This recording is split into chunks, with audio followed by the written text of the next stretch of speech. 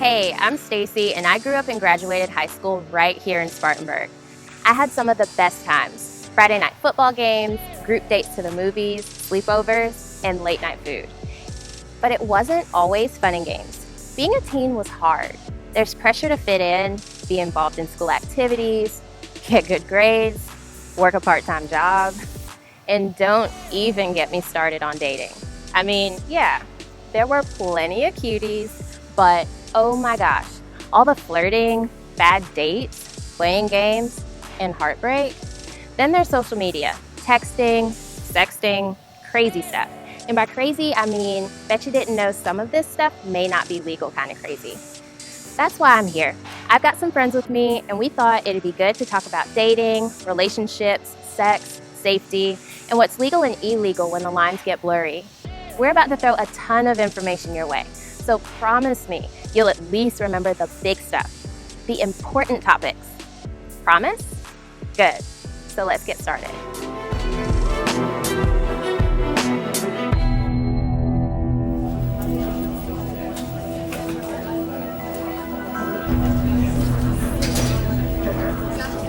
Dang, girl.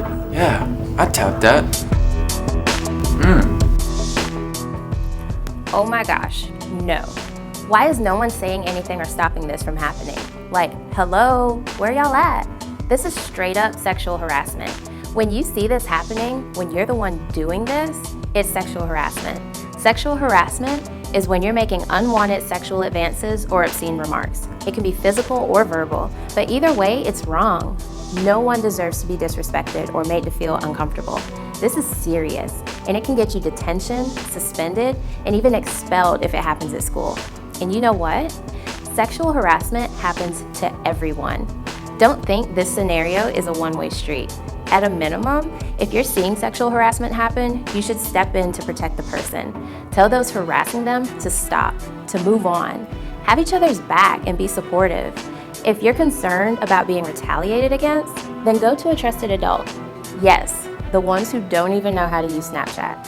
And just have them intervene. But hey, I get it. That's super hard sometimes. But these sexual harassers and abusers need to be held accountable. It's not lame to stand up for others and help protect them. It's actually really brave.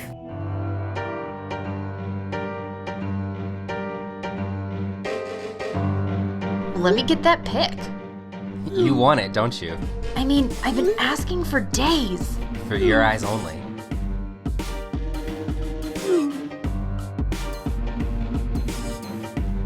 Oh my gosh. Look what I just got. I think he likes me. Did you see that? She literally just shared those pics with her girlfriend, and he's gonna find out and he's going to be so angry. Even though she violated his privacy, what was he thinking? Once you send pics via text or social media, they're out there and you can never get them back. Not only that, what these two just did is illegal. Like, y'all could get arrested kind of illegal. Yep. In South Carolina, sending nude pics, sexting, is considered child pornography. Let that sink in. Child pornography. As in, if you're under the age of 18 and get caught sending or receiving nudes, you can be charged with a felony and have to register as a sex offender for life. Yep, just sending or receiving nudes can get you up to 10 years in jail and a lifelong membership to the creepy sex offender database. You'll have to include that on your college application and resume anytime you apply for a job for the rest of your life. It'll also make you feel bad, like nobody wants their nudes floating around online. Can you imagine how you'd feel if they showed up as a meme or on some random person's Snapchat story? So like I said, this is serious. Bottom line, just don't send nudes.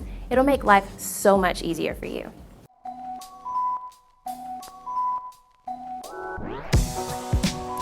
Now let's talk about consent. Actually, I'll do you one better. I found a YouTube clip that makes the topic of sexual consent a no-brainer. Take a look. If you're still struggling with consent, just imagine instead of initiating sex, you're making them a cup of tea. You say, "Hey, would you like a cup of tea?" And they go, "Oh my God, I would love a cup of tea, thank you." Then you know they want a cup of tea. If you say, "Hey, would you like a cup of tea?" And they're like, I'm not really sure. Then you could make them a cup of tea, or not, but be aware they might not drink it. And if they don't drink it, then, and this is the important part, Don't make them drink it. Just because you made it doesn't mean you are entitled to watch them drink it. And if they say no thank you, then don't make them tea. At all. Just don't make them tea. Don't make them drink tea. Don't get annoyed at them for not wanting tea.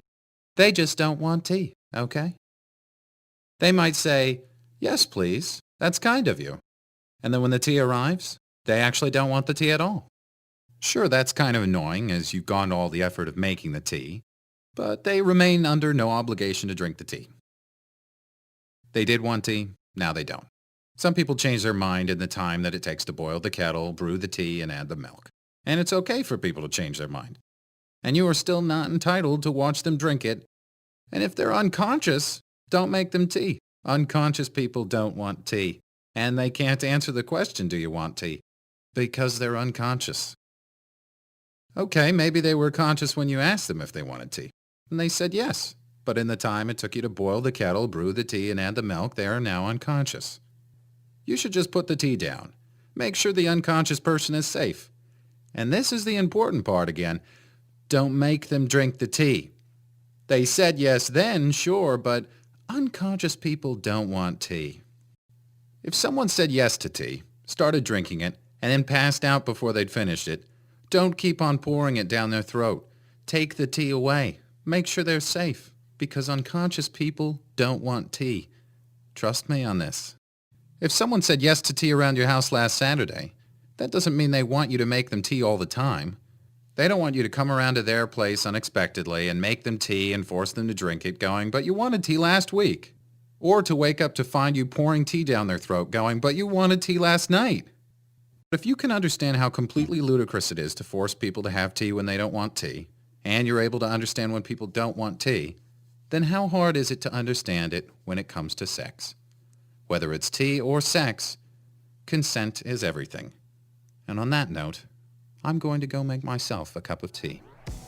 Yep, consent is that simple. Unfortunately, we managed to screw up this simple concept with all kinds of activities, from drinking to drugs and pressure from those that aren't respecting our boundaries. So no matter the situation, always ask for consent. If you've been a victim of sexual assault, reach out to your school guidance counselor or contact Safe Homes Rape Crisis Coalition in Spartanburg. You can get more information at connectspartanburg.org's Healthy Relationship page. Regardless, reach out for help. It is never your fault, and there are people who can help you process and heal.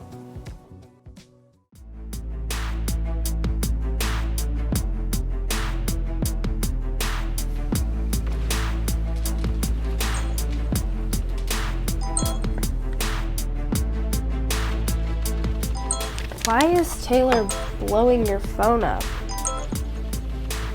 Mark, are you okay? Those messages are not normal. I feel like Taylor's always checking in and gets super angry when you don't respond like right away. I've seen that bruise you've been hiding on your wrist too. Yeah.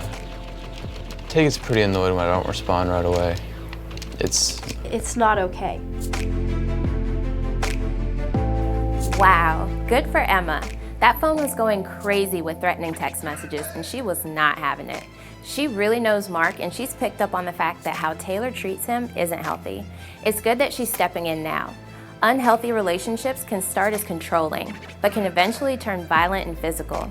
Remember, signs of a disrespectful or abusive relationship are things like keeping tabs 24/7, belittling their partner, choosing a partner's clothes, trying to cut them off from friends, won't accept a breakup, or just overly jealous.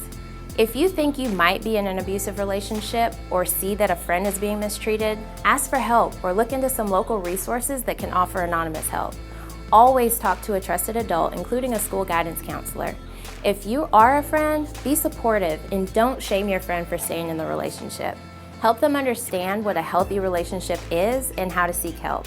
Be honest, speak up, and don't give up. If you or a friend of yours is in an unhealthy relationship, there's a lot of resources to help you. Connect Spartanburg has helpful resources that can help you create an escape plan for the relationship before it turns to physical abuse or even sexual assault. Just visit connectspartanburg.org and check out the section on healthy relationships.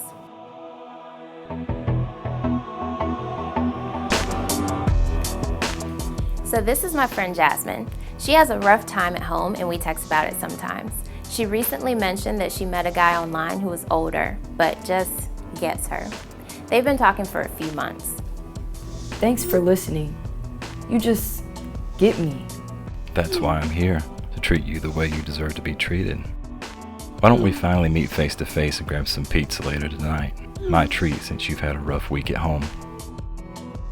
What happened to Sarah? I miss seeing her online. Let's go see her. Road trip. Oh my gosh, that sounds amazing. See you for pizza at 9 with my bags. Let's hit the road. Wow, do y'all see what's happening? Jasmine thinks he can be her new family, but he's taking advantage of Jasmine's insecurities. What's scary is this is how human trafficking begins. Like, this older guy is grooming Jasmine to be interested in him, and he's already mentioned meeting in person. I get it. You're thinking, but I thought human trafficking was when someone gets snatched up and then sold somewhere overseas. Well, yeah, that can happen, but what you're seeing here, this is often how human trafficking starts. Traffickers can be people who form a relationship with you online, or it could be someone familiar, or even a family member who tries to convince you to sell yourself for money or goods. You're probably also sitting there thinking, that doesn't happen here. But it really does happen, right here in Spartanburg County, usually just like we saw Jasmine being lured. It's really serious and really scary stuff, but if we all work together, we can help prevent it. If you think you know of a friend who's being trafficked, or if you believe someone is trying to traffic you, then reach out for help. You can talk to a guidance counselor, a teacher, parent, or any trusted adult.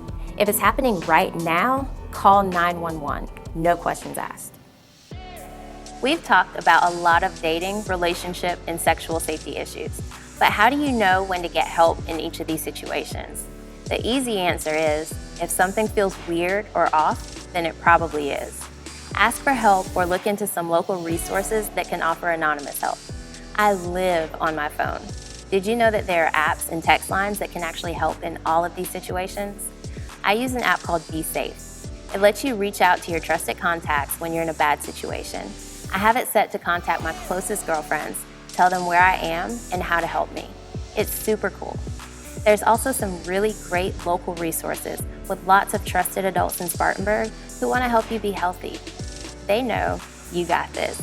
But when you need more information or local resources, go to connectspartanburg.org or follow them on Instagram.